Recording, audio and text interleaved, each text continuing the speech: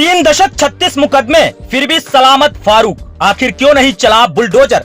पीथमपुर का कुख्यात नाम फारूक, वही फारूक जिसके आतंक की कहानियां पिछले 30 सालों से आम जन की जुबान पर है। 36 मुकदमे, जमीन कब्जाने से लेकर गुंडागर्दी, सांप्रदायिक तनाव फैलाने और खुलेआम वसूली तक। इलाका जिसने फारूक और उसके गुर्गों के डर में जीना सीख लिया। प्रशासन जिसकी अवैध हुकूमत देखते देखते खामोश रहा। लेकिन सवाल अभी तक वही है, 3 दशक का हिसाब कौन देगा। सरकार की नजरें इस गुनहगार पर क्यों नहीं ठहर रही। भोपाल में बुलडोजर गरजा, माफिया मछली परिवार का अंत हुआ, दूसरे माफिया भी जमींदोज हुए, लेकिन फारूक पर प्रशासन का बुलडोजर अभी तक क्यों नहीं चला, आज का बड़ा सवाल। नमस्कार, मैं हूं हरकेश द्विवेदी और आप देखना शुरू कर चुके हैं एचकेडी वर्ल्ड हिंदी। भोपाल की गलियों में मोहन फोर्स का बुलडोजर गूंज चुका है। साहिल और साज जैसे लव जिहाद आरोपी मलबे में बदल गए। कुख्यात मछली माफिया परिवार का साम्राज्य भी ढहा दिया गया। ये कार्रवाई मोदी शाह स्टाइल की कड़ी सरकार की तस्वीर पेश करती है, जिसने भोपाल में साफ साफ संदेश दिया, अब कोई भी अपराधी, अब कोई भी जिहादी और माफिया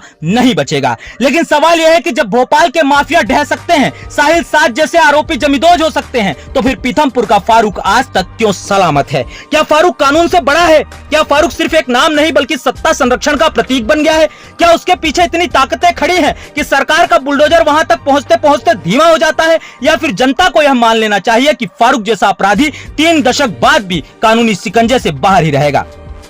मुख्यमंत्री मोहन यादव अगर सचमुच अपराधियों के लिए बर्बादी का प्रतीक बनना चाहते हैं तो असली अग्नि परीक्षा पीथमपुर में है। भोपाल में ताली बजवाना आसान है, लेकिन फारूक जैसे 3 दशक पुराने गुनहगार को गिराना ही सरकार की असली जीत होगी। जब तक पीथमपुर में फारूक के महल पर पीला पंजा नहीं गरजता, तब तक जनता के मन में यही सवाल गूंजेगा, क्या सरकार सब पर सख्त है या फिर फारूक पर नरम। फिलहाल फारूक सलाखों में है और फारूक का माफिया राज सड़कों में कदम ताल कर रहा है। उससे पीड़ितों की निगाहें सरकार के पीले पंजे पर है। देखना होगा कि क्या इस खबर के बाद धार प्रशासन की नींद टूटती है या फिर एक बार फिर राजनीतिक रसूख का इस्तेमाल कर कानूनी शिकंजे से फारूक बाहर होगा। फिलहाल के लिए दर्शकों इतना ही, जल्द मिलेंगे अगले एपिसोड में। खोलेंगे कैसे पीथमपुर सेक्टर 3 के एक और जिहादी शाह की पोल, करेंगे बेधड़क सवाल कि कैसे आदिवासी समाज की जमीनें हड़प कर और कब्रिस्तान की भूमि पर अवैध कब्जा कर माफिया शाह बगदुन इलाके में खुलेआम अपनी ताकत का लोहा मनवा रहा है और पीड़ित दर बदर बस ठोकरे खा रहा है। आज के लिए शुक्रिया, मैं हूं हरकेश द्विवेदी और आप देखते रहिए एचकेडी वर्ल्ड हिंदी। जय हिंद।